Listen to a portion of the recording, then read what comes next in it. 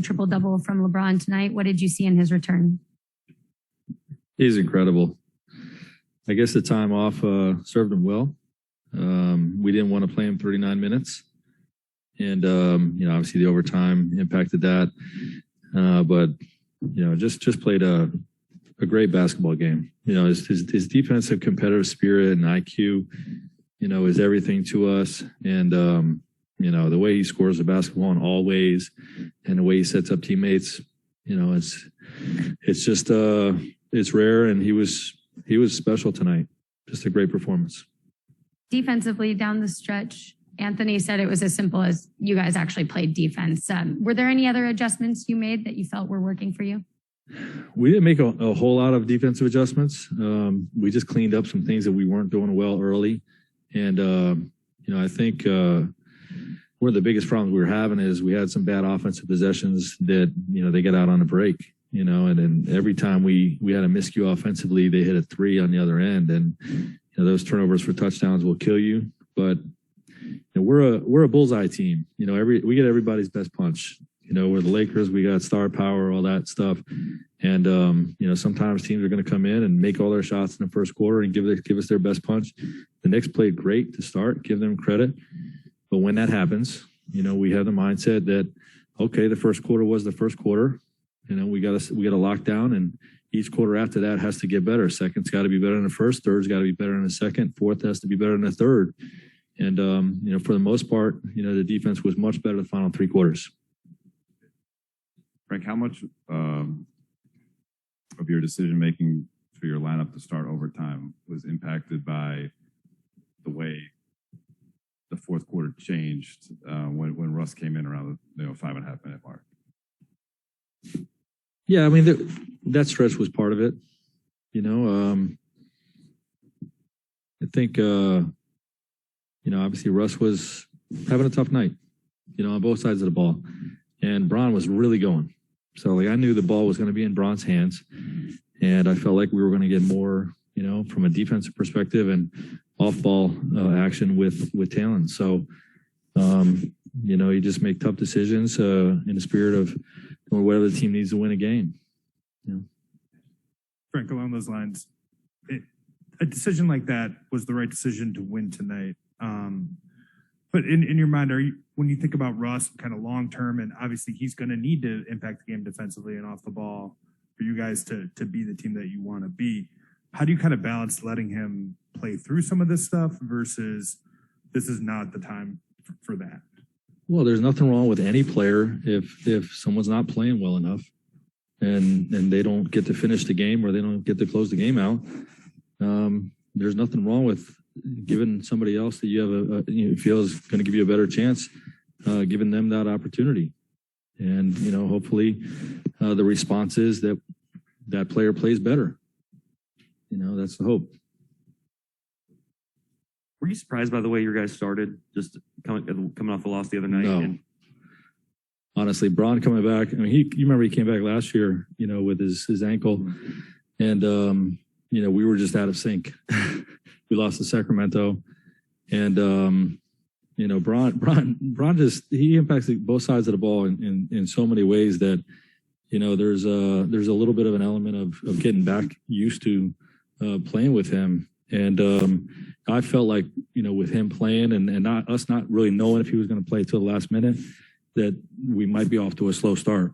And we were. Coach, right here on this side. Coach, the combination defensively, what did you like particularly with Ariza, LeBron, AD, especially against their size? Well, that's the main thing, right? Their size. You have Barrett, Randall, and a big, either Noel or Mitchell Robinson. They're huge and they're powerful. So whether it was Stanley in there or Trevor, we knew we needed to play a little bit bigger in those situations. We thought about even playing with a center, but playing bigger at the forward position allowed us to match up with them a little bit defensively, but also not compromise our offensive space, which was a big problem last time we played these guys. They're a great paint defense, one of the best in the league in defending the paint. And, by not compromising that space offensively. We were able to have 72 points in the paint, and a big reason for the victory. Frank, what's it like to watch Malik kind of go Fun. like that in the third quarter? And is there anything about it at this point? I mean, obviously you don't expect the guy to score 18 points in the quarter necessarily, but like, is it almost so like he's going to get hot at some point? Does he have that kind of level of trust? Well, there's a reliability, to his game. If he's in the right situations, he's going to knock down open shots. He's going to make solid decisions in the pick and roll game.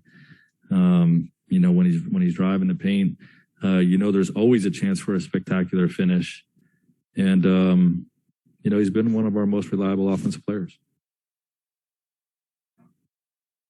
Sort of a two-part question, but when you think about how you guys managed the close game last night, and I know the Knicks came back in this one, but having LeBron in that overtime and crunch time, what were the biggest differences you saw in your team's overall execution with LeBron on the floor? And then how do you manage LeBron in the next couple of days going into a back-to-back and kind of paying attention to how his body's responding?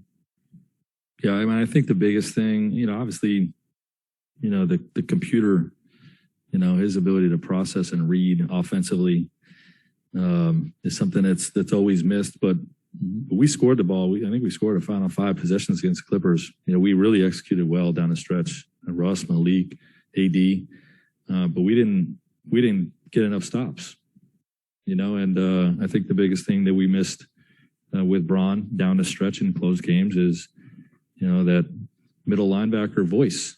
The guy that can guard any position, and the guy that's going to be talking out coverages and making sure there's very few, if any breakdowns. And obviously then he's big on the glass. So you miss him on both ends, but I'd say in this situation, late game, that's where we missed him the most.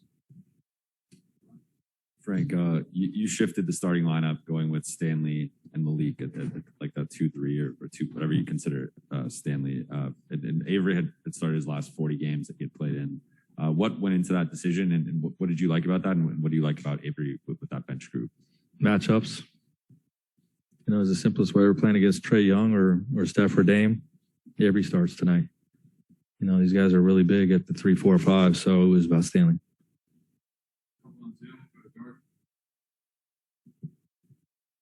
Jordan, you go Hey, ahead. Coach. Oh, yeah. Oh, sorry about that. Hey, Coach, I wanted to ask you about 2 individuals. One, Anthony Davis, he's been an animal on the glass. I think today he has 17 rebounds. I think over the last 5 games, he's averaging like 15 rebounds. And then also Trevor Ariza, he hit a big corner 3. He's playing well now. Just wanted to get your thoughts on those 2. Yeah, well, I'll start with Trevor. It's tough to come back from an injury like he had, and to not get consistent minutes to try to find your rhythm. He had a tough go. He had a couple tough games when he was trying to get his legs back under him and whatnot.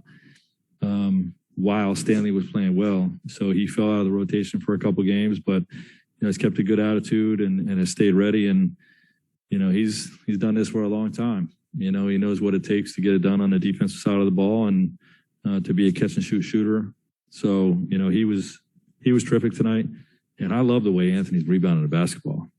I mean, he's ripping these things down in traffic, and really, I mean, both sides. He's 7 offensive rebounds, 17 overall, and if he's going to play the center position like that, and with Bron back and what we have around these guys, we got a chance to do something special.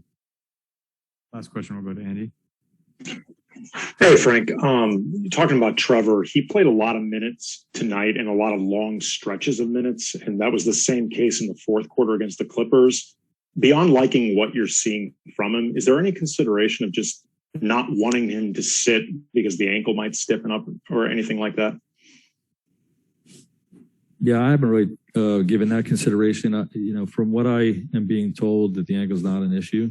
If he's having problems with it still, then he can communicate that, or the medical team will communicate that. But, what they've telling me is he's good to go. So that's not a concern. Thank you. Okay. Recording stopped.